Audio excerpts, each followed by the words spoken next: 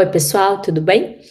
Eh, eu sei que eu tô prometendo um vídeo e voltando atrás em algumas coisas, depois eu vou facilitar tudo em playlists, acho que vai ficar mais fácil.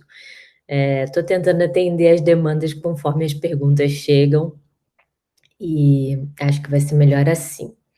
Então não se preocupem, porque depois eu vou fazer essa organização lá, vai ficar mais fácil para acompanhar.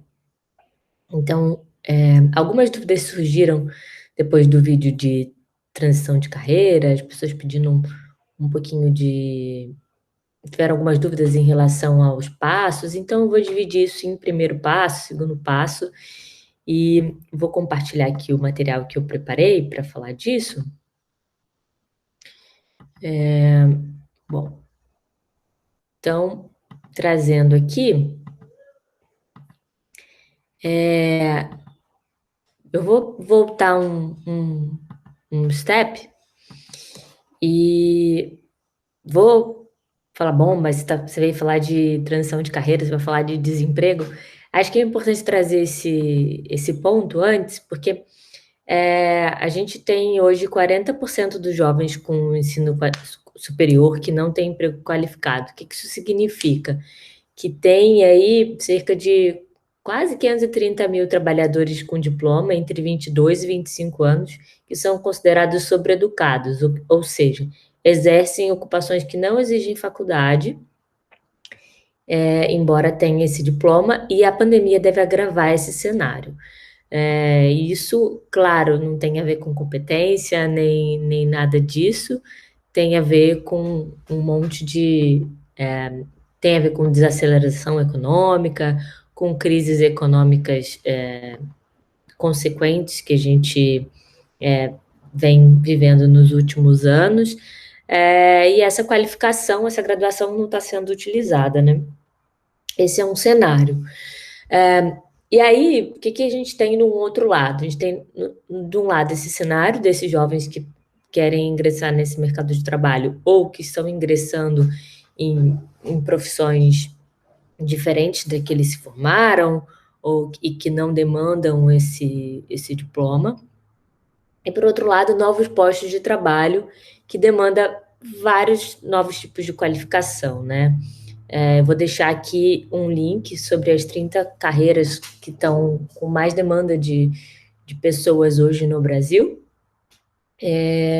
Mas eu vou focar num recorte de tecnologia da informação e dados, e aí análise de dados, ciência de dados, porque é o que eu estou me propondo a falar mais aqui. Mas tem outras possibilidades também. E aí, pensando num cenário macro de transição de carreira, eu vou focar falando de todas essas variáveis, mas trazendo um recorte dentro dessa área de dados. Bom, e aí tem um outro cenário, que além desses jovens entrantes, né? Além desses entrantes no mercado de trabalho e que talvez nem tenham chegado a fazer um estágio ou iniciado naquela profissão que se formaram por conta dessas crises subsequentes, né? Tem um outro cenário de pessoas em transição de carreira, que foi o que eu fiz. Me formei numa graduação, trabalhei nesse cenário, né? Trabalhei nessa área e acabei fazendo uma transição. E aí isso tem a ver com saturação de mercado, isso pode ter a ver com descontentamentos pessoais, pode ter a ver com frustração com infraestrutura, com ambiente ou com uma série de fatores, né? Ou até mesmo velhos formatos de trabalho que não fazem mais sentido no mundo atual e que estão demorando mais tempo para se readequar à transformação digital ou para novas demandas da sociedade que a gente tem vivido, né? Então, a gente vê aqui também, né, uma grande demanda por novos postos de trabalho e as pessoas vendo as habilidades que elas têm e que se conectam com esses novos postos, com essa nova demanda.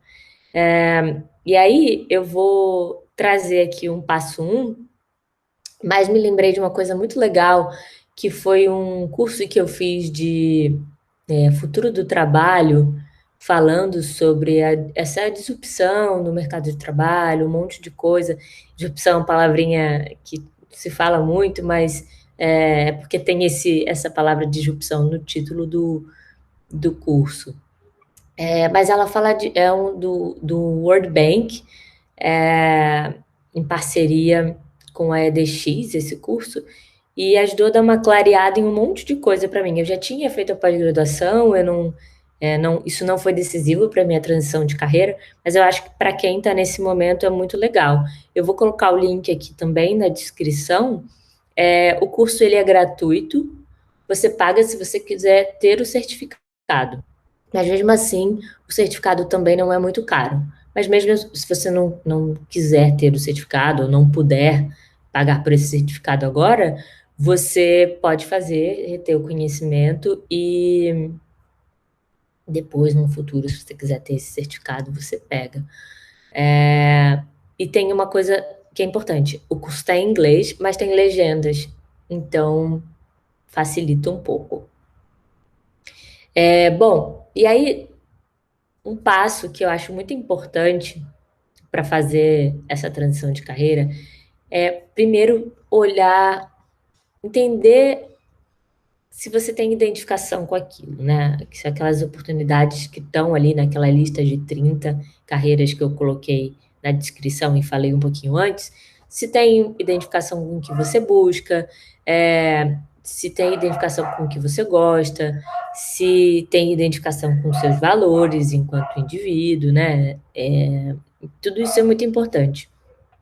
Se informar sobre o que cada uma delas demanda em termos de habilidade, e aí depois eu vou falar um pouquinho sobre essas habilidades, e buscar conversar com pessoas que já atuam nessa área. Isso é muito importante, uma coisa que eu fiz, mas fiz pouco. Poderia ter feito mais quando eu fiz a minha transição de carreira.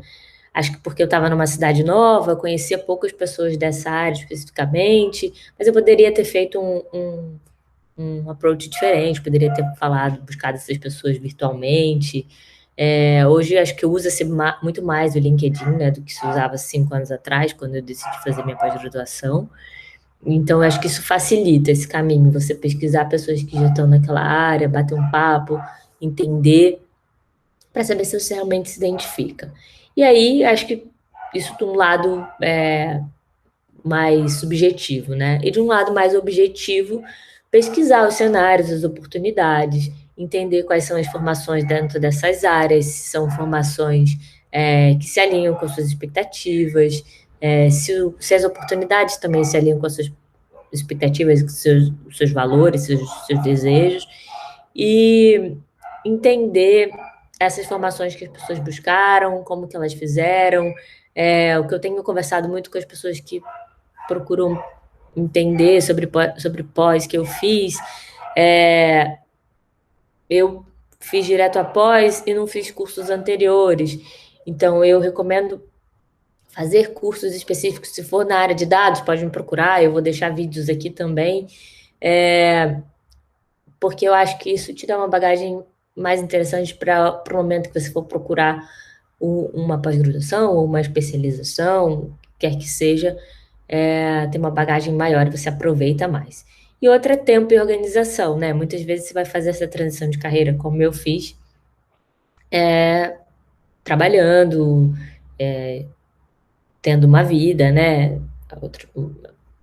Cuidando da casa, enfim, tendo várias outras coisas para tomar conta ao mesmo tempo. Então, tem que pensar nessa variável para que não seja que seja possível, né? E você não, não vá além dos seus limites, né? E aí, acho que tem uma dica que eu acho que é importante também. Que se eu pudesse ter voltado no tempo, eu faria com mais, perguntaria mais vezes, sobre rotina. Então, procura se informar sobre a rotina, se esse dia a dia atende ao que você espera, se tem coisas que você gosta e que você não gosta. E normal, vai ter coisas que você gosta e que você não gosta sempre. Mas para você entender se aquilo está próximo do que você busca para ter uma rotina de longo prazo, né?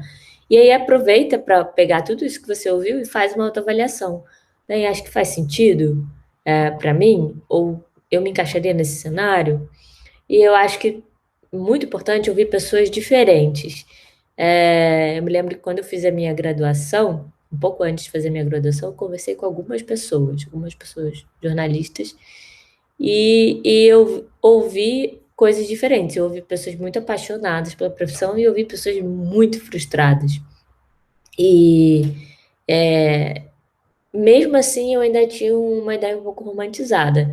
É normal, quando a gente é mais jovem, a gente ter essa ideia romantizada.